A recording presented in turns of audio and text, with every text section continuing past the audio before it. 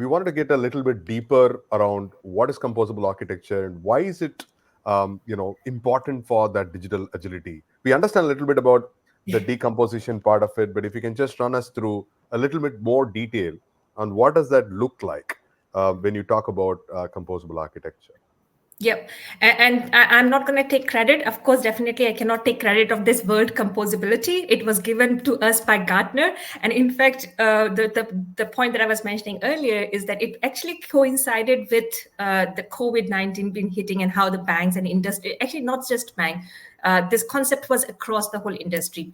Gartner did realize that only organization who had this mindset of modularity in whichever industry they had looked at, only those organizations were able to come out of COVID, are able to react to COVID very fast. So they found that the key ingredient for success in that kind of situation, which was not foreseen, that no one could have predicted it, and still organizations had to react to it.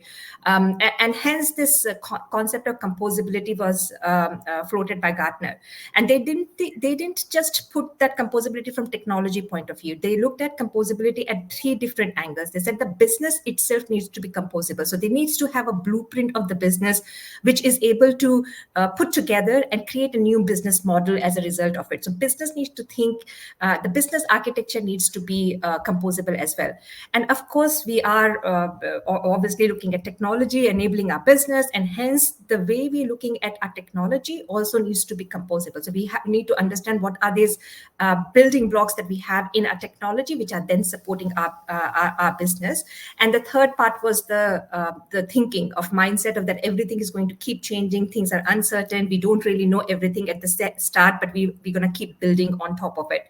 With that three angles and minds things in it, they looked at four different characteristics of composability.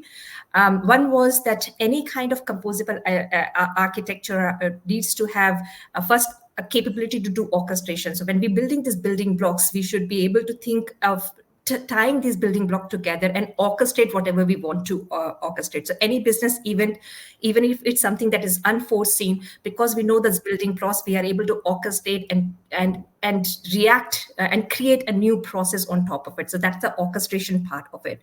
Then comes the discovery part of it, that we are building these building blocks, but we should be able to discover. So it should not happen that part of the organization is building it, but the rest of the organization doesn't know it. So they end up going and building something else. So it should be discoverable, and it should be discoverable not just from the technology, but also the business. Business should know what we have within the whole enterprise as a result of it. Modularity, I mentioned, which comes with the orchestration, and autonomy. So when we build these building blocks, composable building blocks, they should have the autonomy in terms of people, processes to manage it, operate it, run it, and be able to change it as well. So the autonomy should be given to each of the building block itself. So these were some of the concepts that they brought together to explain the composability and composable architecture.